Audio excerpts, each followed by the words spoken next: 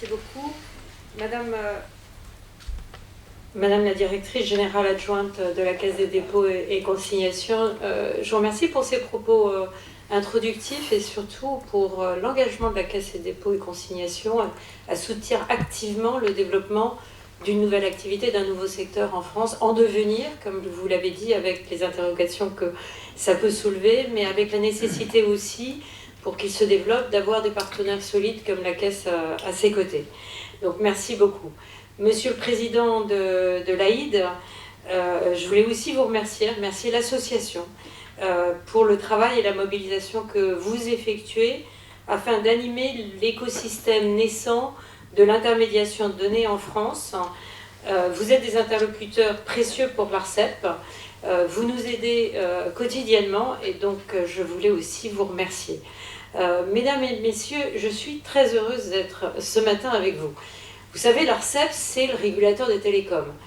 J'aime pas tellement le mot gendarme des télécoms, j'aime le mot régulateur des télécoms, c'est-à-dire l'autorité qui donne un cadre de prévisibilité sur un marché pour que celui-ci puisse se développer avec une concurrence effective, loyale, et permettant finalement de nouveaux acteurs d'émerger, d'avoir plus d'innovation. Ça, on a été créé il y a plus de 25 ans maintenant, et au fil des années, on s'est naturellement intéressé avec cet ADN pro-concurrence, pro-innovation aux enjeux du numérique, et on a contribué à la réflexion européenne sur l'ouverture des écosystèmes numériques qui a conduit à tout un ensemble de textes qui a eu lieu dans la précédente mandature européenne, donc en particulier le Digital Market Act, qui vise à mettre en place une régulation ex-ante des grandes plateformes, ceux qui contrôlent l'accès à des marchés pour favoriser la concurrence. Et donc, on est enthousiasmé d'avoir, depuis la promulgation de la loi SRED, sécurisé et régulé l'espace numérique en mai dernier, de nouvelles missions, et celle de réguler les services cloud et les prestataires de services de données. Ces missions, comme je vous le disais, rejoignent finalement notre engagement de toujours à l'ouverture d'écosystèmes numériques afin de favoriser l'innovation et la concurrence. Nous sommes dans le secteur des échanges et des partages de données. Et ce que je disais récemment dans une conférence organisée par l'Université Dauphine, c'est que finalement, depuis 10 ans, on parle d'économie de la donnée. Et pour moi, ce concept est désormais dépassé, dans l'usage de la donnée irrigue déjà l'ensemble de notre économie. Et donc, désormais, je pense que l'on peut parler d'un développement de l'économie par la donnée. Et vous êtes au cœur de ce nouveau démarrage, je dirais, de l'économie et de la donnée. Et c'est dans ce contexte donc plus nouveau que s'inscrivent pleinement les ambitions de l'AID et ses adhérents, et aussi les règles issues du Data Governance Act qui viennent donner un cadre finalement à cette nouvelle économie. C'est aussi ce que croit la Commission européenne dans sa stratégie européenne pour la donnée de 2020. Les intermédiaires de données dont le développement joueront un rôle crucial dans le développement de l'économie de la donnée. Alors pourquoi ? Parce que les intermédiaires de données sont neutres et que leur statut, et en particulier le label, apporte les éléments de sécurité, tant juridiques que techniques, aux échanges de données. Et ils sont le cadre, et vous le savez parfaitement, qui pourra permettre de créer la confiance entre les acteurs pour partager les données. Donc nous avons pris nos nouvelles compétences en amont finalement de la promulgation de la loi, parce que vous avez vu, il y a eu quand même un grand délai entre l'adoption au Sénat et puis l'adoption finale de la loi. Et finalement, dès le vote du Sénat, nous avons commencé à travailler sur ce secteur. Et Léo Quentin, qui va intervenir dans la prochaine table ronde, qui est présent à nos côtés ce matin, travaille sur cette nouvelle mission finalement depuis fin 2023. Nous avons échangé, il a échangé ainsi que sa petite équipe avec les acteurs membres de l'ADID pour comprendre les attentes, pour comprendre les craintes aussi. Un régulateur, c'est pas toujours bien vu.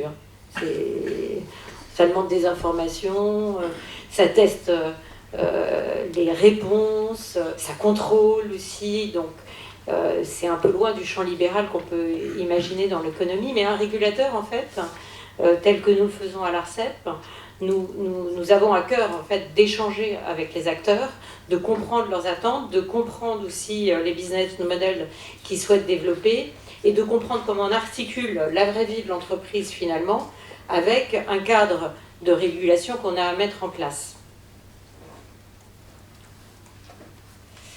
Il y avait de l'impatience, en fait, dans ces échanges avec l'écosystème, à ce que le régulateur soit prêt. Et ben, en pratique, on a ouvert la plateforme de notification des prestataires de services d'intermédiation dès le jour de la promulgation de la loi. On est assez fiers de cela, parce qu'il y avait finalement une forte attente de certains d'entre vous à pouvoir tout de suite démarrer le plus tôt possible leur activité, parce que ça faisait déjà plusieurs mois qu'ils travaillaient à cette fin. Et finalement, on nourrit un dialogue afin de mettre en place une régulation le plus pragmatique possible, la plus réactive possible et au plus proche des réalités du terrain. Mais je dois quand même vous dire qu'on est aussi très attaché à la robustesse du cadre et des procédures qu'on met en place, parce que c'est justement cette robustesse et cette vigilance que pourra avoir le régulateur qui va créer et garantir la confiance des utilisateurs, notamment dans la labellisation. Donc nous ne prenons pas les critères à la légère, bien évidemment, et notamment en ce qui concerne la neutralité des intermédiations ou la sécurité des données. Sur un sujet tel que celui du partage des données, mais c'est globalement vrai aussi pour les autres sujets numériques, nous coordonnons nos travaux avec les autres régulateurs français. En fait, le numérique, et ça a pu être contesté, ou en tout cas c'est débattu, et vous le savez, est à cheval sur plusieurs régulateurs français, que ce soit la CNIL, que ce soit l'ARCEP, que ce soit l'ARCOM, que ce soit aussi dans ces domaines les régulateurs sectoriels que sont l'ART, l'ART, c'est l'Agence de régulation des transports, ils ont une mission sur les données de transport, mais aussi l'autorité des marchés financiers ou la CPR. Et le moindre chose qu'on vous doit, finalement, c'est d'articuler nos travaux avec l'ensemble de ces régulateurs pour qu'on puisse vous donner un cadre stable, cohérent, et qui est supporté par l'ensemble des régulateurs, chacun dans leur domaine de compétences, bien évidemment. Donc, on s'est coordonné avec la CNIL. C'est prévu dans la loi à chaque fois qu'il y a des données personnelles qui sont en cause, enfin en cause, c'est pas bien de dire en cause, qui sont intégrées dans le modèle d'affaires, mais c'est aussi le cas avec des échanges avec l'ANSSI sur la sécurité des systèmes d'information, ou la CPR pour le contrôle prudentiel des activités d'assurance ou bancaire. Parallèlement, on s'implique beaucoup au niveau européen, et en particulier au sein du Comité européen pour l'innovation en matière de données, le European Data Innovation Board. On souhaite, et on y joue finalement un rôle moteur. L'idée, en fait, c'est qu'on puisse partager les meilleures pratiques et surtout défendre aussi nos positions. Et comme on est plutôt en avance en France, ça nous permet, en fait, à partir de l'expérimentation qu'on a avec vous dans les échanges terrain, de pouvoir proposer des solutions les plus solides possibles, les plus robustes, c'est ce que je vous disais, mais aussi cohérentes avec ce que vous êtes capable de porter au sein de vos entreprises. Pour nous, ces travaux sont absolument cruciaux, puisqu'il faut assurer une mise en œuvre homogène au niveau européen du Data Governance Act. Et ça, c'est essentiel pour éviter une concurrence réglementaire entre les États membres, entre un État mieux disant et un État moins disant en matière de régulation. Ça, c'est une question de concurrence entre États membres. Mais il y a un autre aspect, c'est que s'il y a une concurrence en État membre et que tout d'un coup, il y a un État membre moins disant en matière d'exigence réglementaire, ça va atteindre en fait la qualité du label, puisque le label, il est valable au niveau européen. Et donc, nous sommes extrêmement actifs dès maintenant au sein de l'European Data Innovation Board pour que le cadre qu'on met en place soit le cadre en France, soit le cadre qui soit appliqué dans tous les pays européen.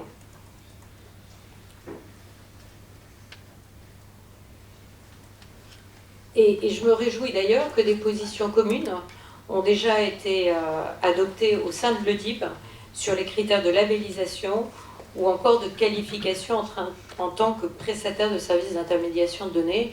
Et je crois que Léo Quentin, dans la prochaine table ronde, viendra plus en détail sur ce qui a été précisément adopté et sur ces travaux-là, puisque c'est Léo Quentin qui participe activement avec son équipe au sein du sous-groupe de travail qui existe dans le DIB entre les régulateurs européens. Alors, quelle est notre feuille de route finalement pour les mois qui viennent et pour 2025 ? Je pense que l'année 2025 doit permettre et doit faire en sorte qu'on dépasse ce premier cercle et qu'on puisse renforcer l'évangélisation du rôle des prestataires de services d'intermédiation de données sur le marché des échanges de données.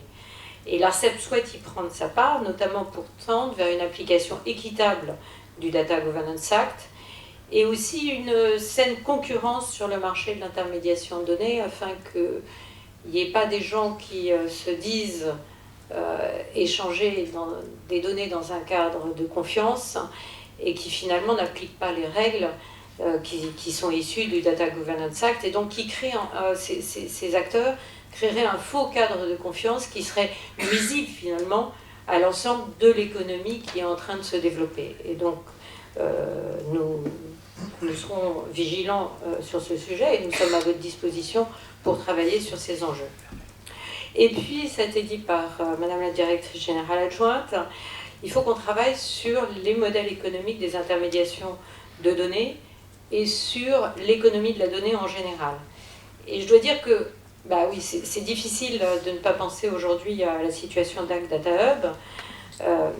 J'ai envie de dire, c'est toujours très compliqué d'être pionnier sur un marché, et Hack Data Hub avait été créé il y a déjà quelques années maintenant, et je regrette en fait, d'autant plus que la situation de liquidation judiciaire de Data Hub, que cette société a vraiment été leader, ou pionnière par ses travaux et leader dans la création de l'AID et a ouvert finalement la voie à bon nombre de prestataires de services d'intermédiation de données et n'a pas, alors c'est pas faibli, mais n'a pas ménagé sa peine pour donner des conseils, pour animer l'écosystème et pour partager à la fois les questionnements qu'elle pouvait avoir, mais aussi des informations concernant la réglementation qui allait se mettre en place. Au cœur de la mise en œuvre de la stratégie européenne pour la donnée, que l'ARCEP soutient, cette question du modèle économique des prestataires d'intermédiation de données est un sujet finalement de préoccupation collective. Je pense que les travaux menés par l'Université Paris-Dauphine, qui a une thèse sur ce sujet actuellement, et le rapport aussi dirigé par Laura Letourneau sur les infrastructures publiques de partage de données pourraient constituer des fondements à nos réflexions en 2025. Et je ne doute pas que nous aurons donc l'occasion d'échanger sur ce sujet dans les mois qui viennent. En 2025, nous allons aussi continuer la mise en œuvre du DGA et en premier lieu la mission de recueil des notifications et de traitement des demandes de la libellisation. J'espère vraiment que la France soit le fer de lance du développement de ce modèle d'économie par la donnée. Et j'espère que nous verrons en 2025 des intermédiaires labellisés, innovants, se développer non pas pour eux-mêmes au bénéfice de leur propre économie, et c'est déjà une très bonne chose, mais aussi au bénéfice de l'économie générale, puisque ça permet de rendre plus effectifs d'autres secteurs d'activité, plus efficaces d'autres secteurs d'activité, et ça c'est aussi une excellente chose. Je ne voudrais pas conclure sans évoquer aussi un autre texte important pour l'économie par la donnée qui va entrer en vigueur en 2025. Il s'agit du règlement européen sur les données, le Data Act.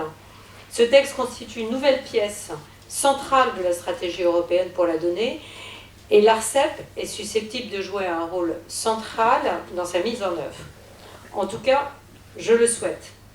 Ce texte va permettre en particulier donner la possibilité aux utilisateurs d'objets connectés d'accéder aux données qu'ils génèrent. Cela devrait contribuer à un contrôle accru des utilisateurs sur leurs propres données, mais permettre aussi une économie de la donnée plus concurrentielle pour faciliter l'émergence de nouveaux acteurs et pour apporter de nouveaux services au bénéfice de l'ensemble de l'économie. Dans ce cadre, les activités des prestataires de services d'intermédiation de données pourraient voir leur rôle se renforcer. Je l'espère car la France est en avance aujourd'hui sur le secteur de l'intermédiation de données. Des 11 prestataires de services d'intermédiation de données qui se sont notifiés dans chacun des pays européens, 7 l'ont été en France. Et l'ARCEP réalise actuellement l'instruction des demandes de labellisation et les 2 premiers dossiers de labellisation ont été aussi faits par des entreprises françaises en France. Et comme vous le savez, la notification faite dans un pays européen est valable sur l'ensemble de l'Europe, et c'est la même chose pour la labellisation. Alors je l'ai dit, vous êtes des pionniers d'une nouvelle économie, et déjà des secteurs très variés sont présents dans l'association et se sont emparés de ce nouveau cadre. L'agriculture, la logistique, l'emploi, la formation, la santé, l'immobilier. Cela donne une première perspective des marchés susceptibles de se développer. Et les modèles d'affaires, j'espère, seront des vitrines et des exemples pour d'autres secteurs. Je voudrais maintenant conclure à nouveau en remerciant l'association, l'ADID, pour le rôle qu'elle joue dans la dynamique française, et la remercier à nouveau pour le dialogue constructif établi avec les services de l'ARCEP, pour votre aide dans la compréhension de ce nouveau marché. On a besoin pour mettre en place les objectifs de régulation qui sont les nôtres dans un dialogue permanent avec vous. Et je vous souhaite une très bonne matinée d'échange et je vous remercie.